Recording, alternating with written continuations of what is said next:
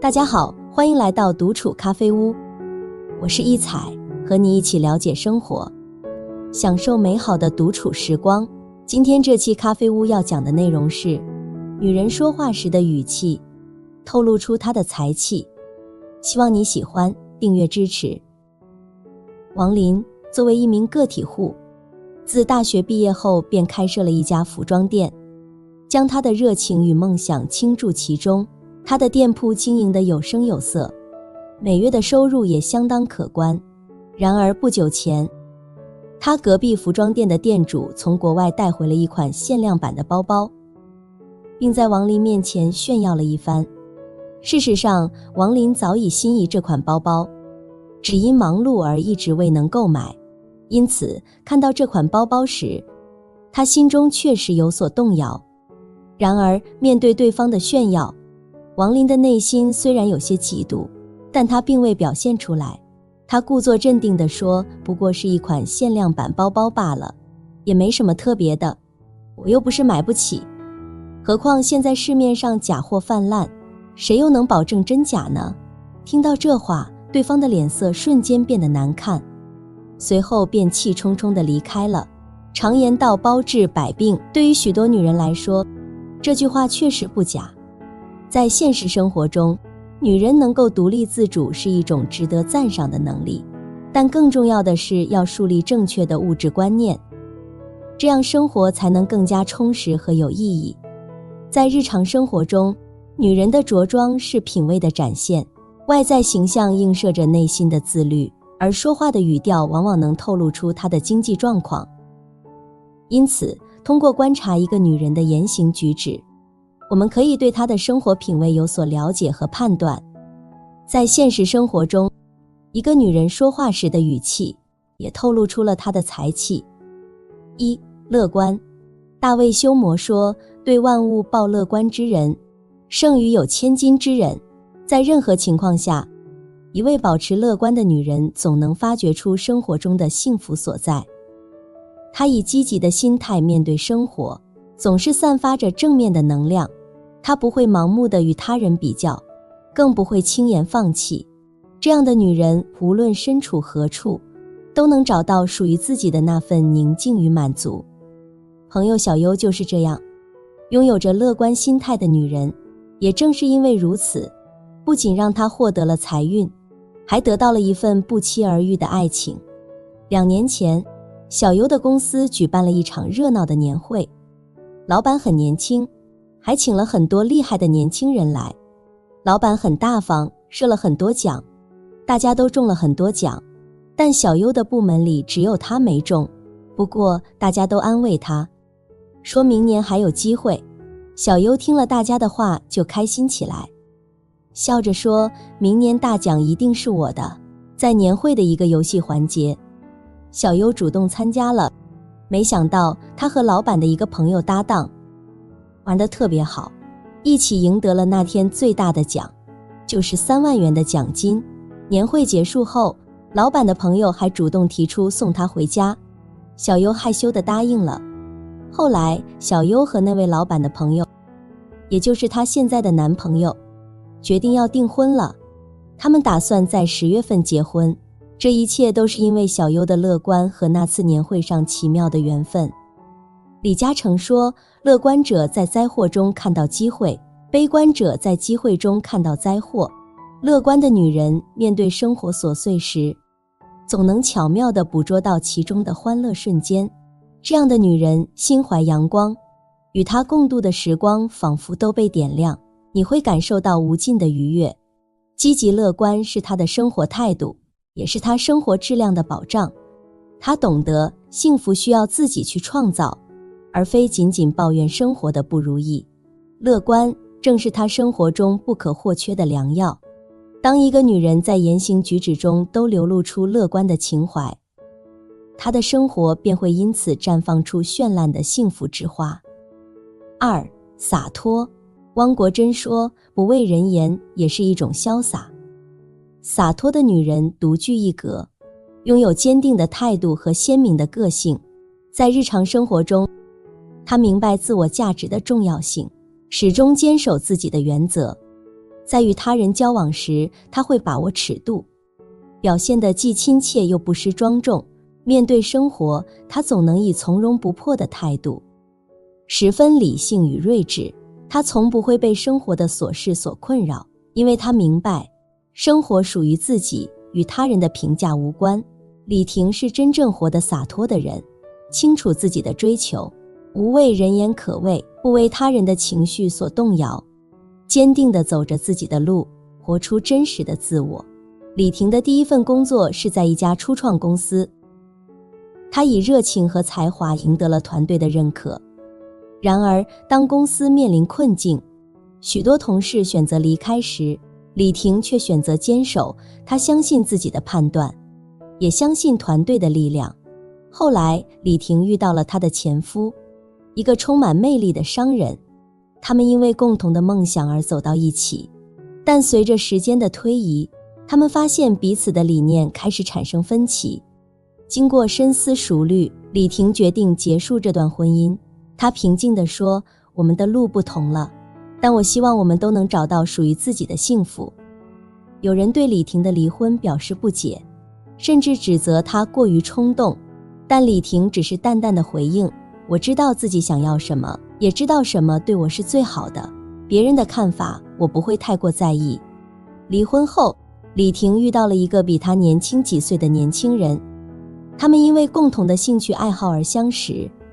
这段感情一开始并不被看好，许多人认为他们之间存在代沟，但李婷却毫不在意。她说：“爱情是两个人的事，只要我们彼此相爱，就足够了。”面对外界的质疑和指责，李婷从未退缩，她用自己的行动证明了自己的选择是正确的。她热爱生活，热爱工作，也热爱自己。她用自己的方式诠释着活出真自我的含义。人生是自己的，不是别人的。我们不应该活在别人的眼光里，也不应该为他人的评价所左右。洒脱的女人在遇到挑战时，会毫不犹豫地承担起责任，无论是物质层面还是精神层面，都保持着独立的姿态，不依赖他人。因为她们明白，经济独立是安全感的重要来源，只有独立，她才能在生活中更加坚韧不屈。这样的女人明白生活的艰辛，更明白努力的意义，因此，当生活的暴风雨袭来时，她会拿出10分的勇气，顽强对抗。这样的女人，从不将希望寄托在他人身上，因为她拥有稳定的经济基础，能够为自己的梦想和野心买单。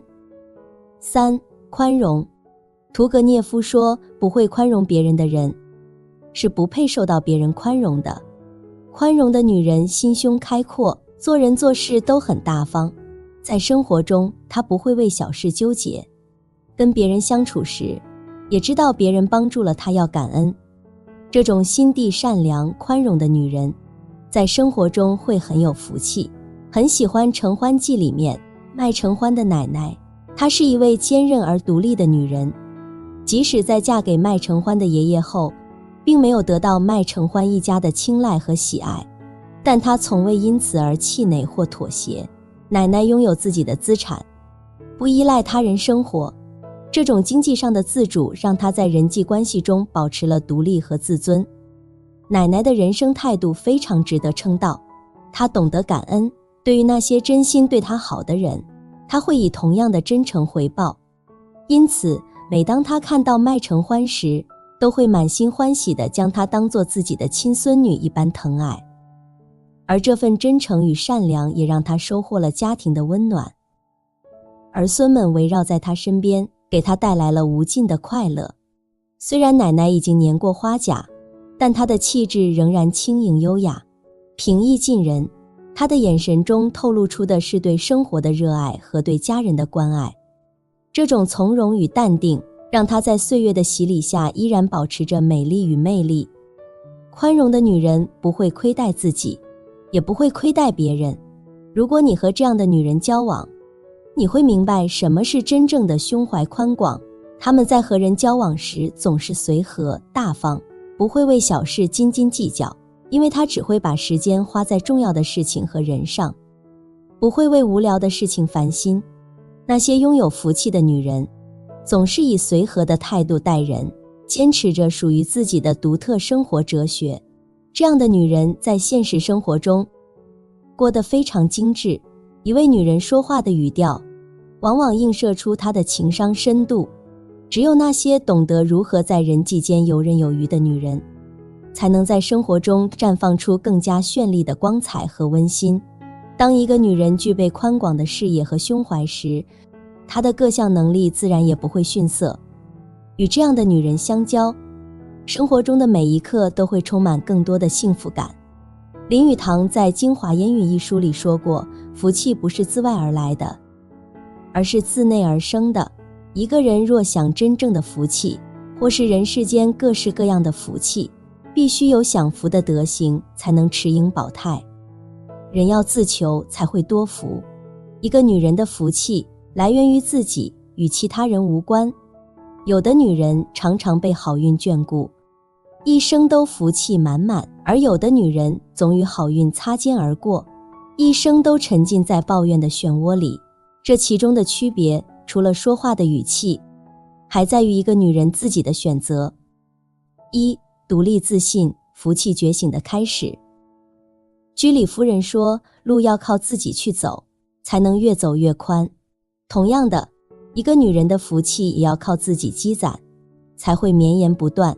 朋友读研时，有一次和室友闲聊时，室友讲自己的导师李教授的故事。自从李教授上大学的那一刻起，他就开始了自己独立的人生旅程。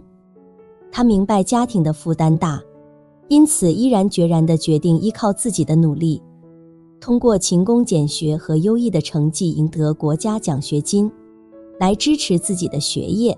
就这样，他几乎实现了经济上的完全独立，用实际行动证明了自己的能力和价值。在硕博阶段，李教授选择了孤身一人前往遥远的美国深造。尽管他当时的英语口语并不完美，但他的内心充满了坚定的自信。他毫无畏惧地与美国同学交流，即使语言上的障碍让他时常感到吃力，但他依然坚持，从未退缩。为了更快地适应语言环境，李教授选择了在快餐店兼职。他主动与到店的客户交谈，努力练习自己的英语口语。短短2个月的时间，他凭借自己的毅力和努力，说出了一口流利且地道的美式英语。他的同学们纷纷对他刮目相看，他在同学中的受欢迎程度也因此直线上升。奇葩说选手席瑞曾言，对于女人来说，真正的独立应该是选择自由的权利，而李教授正是这句话的完美诠释者。在他的人生中每一个重要的节点上，他都是先倾听大多数人的意见，然后坚定地做出自己的选择。在一次盛大的高校论坛上，李教授以他优雅自信的姿态，与众多学者进行了深入的讨论和交流。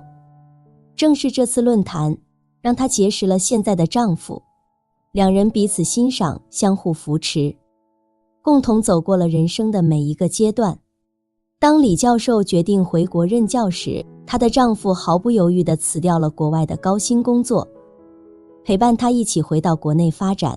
他们共同组建了一个幸福的家庭，有了乖巧可爱的孩子。其他老师都羡慕地说，李教授是个很有福气的人，拥有出众的科研能力、美满的婚姻和幸福的家庭。然而，外人羡慕的这些福气，李教授却是靠自己的独立和自信一点点获得的。他用自己的行动告诉我们，一个女人的福气不会凭空从天而降，而是要靠自己去争取和创造。作为导师，李教授不仅传授给学生们专业知识，更用自己的亲身经历言传身教，鼓励他的女学生们做一个独立自信的女人，勇敢地追求自己想要的东西。可见，独立自信不是一种标签或规训，而是一种最高级的人生态度。它是一个女人福气觉醒的开始，也是走向幸福生活的必经之路。2. 情绪稳定，滋养福气的内驱动力。心理学家海兰博士说，人生最大的消耗就是把精力和时间花在和情绪的对抗上。情绪稳定并非是要我们忽视或否定情绪，更不是要将它们强行压抑。每一种情绪都如同镜子，映照出我们内心深处未说出口的感受和需要。情绪稳定实际上是帮助我们透过情绪的迷雾，看清自己真正的需求，从而更精准地定位问题，找到解决方案。去年毕业季，小李作为一位女实习生加入了朋友的单位。朋友说，她给人的第一印象是性格恬静，说话总是细声细语，显得特别温文尔雅。在她初来乍到的日子里，单位为她安排了一位代教师傅。这位师傅是一位中年大叔，以严厉著称，有时脾气还不太好。面对这样的师傅，周围的朋友和同事都为小李捏了一把汗。毕竟，虽然业务内容不算复杂，但需要极高的细心和耐心，特别是那些毫无规律可言的数字代码，更是对记忆力和耐性的极大考验。而师傅由于工作经验丰富，看到新员工在操作上的迟缓，往往会显得不耐烦，甚至有时会大声训斥。然而，小李却拥有不符合他年龄的成熟和坚韧。面对师傅的严厉批评，他从未流露出丝毫的委屈或情绪崩溃。相反，每当遇到不懂的问题，他都会很有礼貌地向师傅请教，完全不受师傅情绪的影响。在业务学习的过程中，他始终保持着高度的专注和热情，即使受到批评，也从不将情绪带入工作中，转过头就又能和同事们愉快地交流。相较于往年的新员工，小李以其情绪稳定在公司出名。他不仅能够在短时间内迅速掌握业务流程，还以这种稳定的心态赢得了同事们的喜爱和尊重。短短3个月的时间，他就顺利地完成了实习期的考核，并成功转正。到了年底，他还凭借出色的表现荣获了优秀学员的称号。戴尔·卡耐基说，相较于情绪，个人意志对行为的影响更为直接。只要调整行为，我们就能间接地调整情绪。情绪的波动乃人之常情，但重要的是不被其束缚，而应迅速从中抽离。唯有如此，方能切实找到问题的根源并予以解决。一个情绪稳定的人，能在平静中深思熟虑，在包容中洞察世事，用平和的心态去感受生活的美好。而情绪稳定的背后，不仅彰显了个人的能力与胸怀，更是女人内在力量与福气的原动力。3. 不管闲事，专注积攒自己的福气。宋代黄元敬说，个人自扫门前雪，休管他人瓦上霜。别人的选择过多干涉会落埋怨，别人的闲事多管会疏远。有一种修养叫少管闲事，最好的礼貌是不管闲事，你能管好的只有你自己。对女人来说，最好的生活方式就是别多管闲事，保持一定的亲密，但又有自己的空间。这样你就能专注于自己，让自己更加快乐，积攒福气。工作时曾遇见过一位老太太，她都已经90多岁了，但身体还特别棒，走路很快，说话也很清楚，听力也很好。我好奇地问她怎么做到的，她女儿说，她从不操心别人的事，也不去管闲事。这位老太太是我们单位的常客，退休后她开始吃斋念佛，很少出门，也从不干涉家里小辈们的事，更别说邻居的琐事了。她退休后特别开心，有很多时间去做自己喜欢的事。她还去了老年大学，学插画、烘焙、书法、太极、舞蹈，几乎啥都学。现在她常常在家研究烘焙，会做各种口味的小蛋糕、点心、面包，而且口味很独特。老太太把所有精力都放在自己喜欢的事上，大家都觉得她特别有福气。她说，不管闲事，是成年人最应该懂得的尊重和礼节。所以保持适当的距离不是冷漠，而是知道什么时候该做什么，不该做什么。诗中有云，闭门不管庭前月，吩咐梅花自主张。我们的生活常常充斥着琐碎和纷扰，如同杂乱的鸡毛。若我们总是将心思放在他人的事上，这种无度的关心不仅不会得到感激，反而可能让我们自身的福祉受损。因此，我们应该明白，他人的生活轨迹与我们无关，无论是顺遂还是坎坷，我们最应该做的是专注于自己，尽职尽责，这才是为自己积攒真正福气的正道。我们应当学会保持适度的距离，不随意插手他人的生活，不在其中寻找自己的价值感，而是应当成为自己生活的主角，用心经营自己的福分。